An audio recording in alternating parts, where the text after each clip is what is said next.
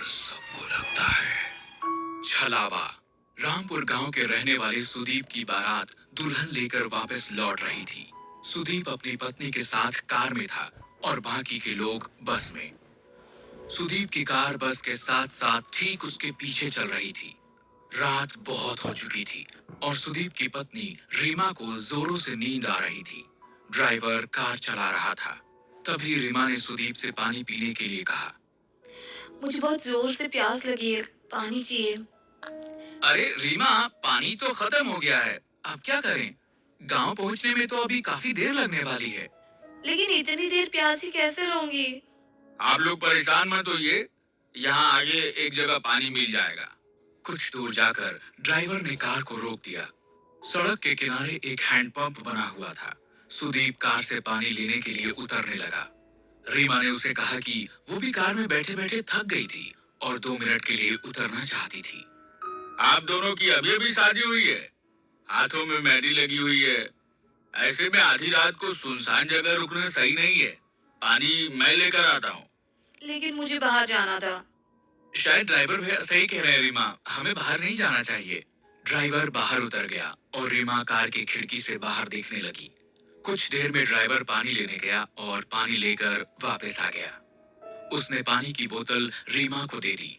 रीमा ने जल्दी से पानी पी लिया।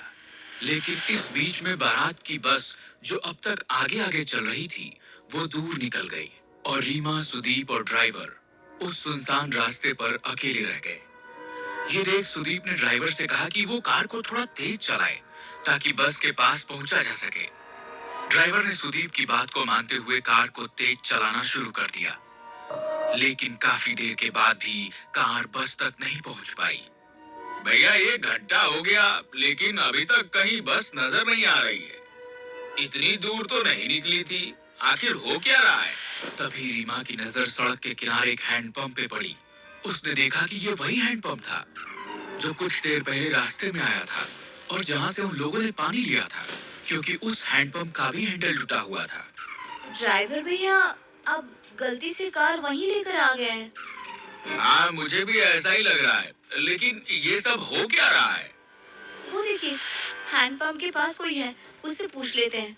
सुदीप, रीमा और ड्राइवर ने देखा कि एक बूढ़ा आदमी हैंडपंप से पानी भर रहा था। आप हमें यहाँ से रामपुर जाने का रास्ता बता सकते हैं? रामपुर तो 2 किलोमीटर पीछे छूट गया, तुम लोग वापस जाओ। नहीं, ऐसा नहीं हो सकता, हम वहीं से आ रहे हैं, वहाँ रामपुर गांव नहीं है। भाग जाओ यहाँ से, ये रास्ता बहुत खतरनाक है। यहाँ एक छलावा घूमता है, अगर तुम उसके चक्कर में फंस गए तो कभी यहाँ से बाहर नहीं जा पाओगे। ये सुनते ही ड्राइवर, सुदीप और रीमा बुरी तरह से डर गए। सुदीप वहां से कार लेकर निकला, लेकिन काफी देर हो गई और वो लोग उसी रास्ते पर घूमते रहे। अब उनको समझ आ गया था कि वो छलावे में फंस चुके थे। तभी रीमा ने धीरे से सुदीप के कान में कहा। किसी भी बहाने से हमें इस ड्राइवर को कार से उतारना होगा और कार तुम्हें चलानी होगी। लेकिन ऐसा क्यों? क्योंकि ये ड्राइवर ही कार से बाहर उतरा था और उसी वक्त छलावे ने इसे पकड़ लिया होगा। अगर हमने इसे यहीं छोड़ दिया तो हम बच सकते हैं। सुदीप रीमा की बात मान लेता है और ड्राइवर को कार रोकने के लिए कहता है। उसके बाद सुदीप खुद भी कार से उतर जाता है और ड्राइवर को बाहर आने के लिए कहता है। ड्राइवर बाहर निकलता है और सुदीप उसे धक्का देकर खुद गाड़ी में बैठ जाता है। सुदीप और रीमा वहां से भाग निकलते हैं। कुछ दूर जाने पर उन्हें अपनी बारात वाली बस नजर आती है। तुम ठीक कहती थी रीमा, ये देखो हमारी बस नजर आ रही है। अच्छा हुआ उस ड्राइवर को वहीं फेंक दिया। बिल्कुल ठीक कहते हो तुम। अब हमें ये कार छोड़कर सब लोगों के साथ बस में बैठ जाना चाहिए। सुदीप कार को बस के आगे रोक देता है और वे दोनों अपने घर वालों के साथ बस में बैठ जाते हैं। बस आगे बढ़ने लगती है। थोड़ी देर बाद सुदीप की नजर बाहर हैंडपंप पर पड़ती है। ये वही हैंडपंप था जिसके पास से वो पहले 2 बार गुजर चुके थे। अब सुदीप को समझ नहीं आ रहा था कि ड्राइवर तो वहीं रह गया, फिर आखिर ये छलावा उसे अभी क्यों हो रहा था? सुदीप ने ये बात अपने रिश्तेदारों को बताई।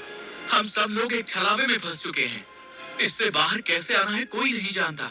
लेकिन बेटा, ये छलावा होता क्या है?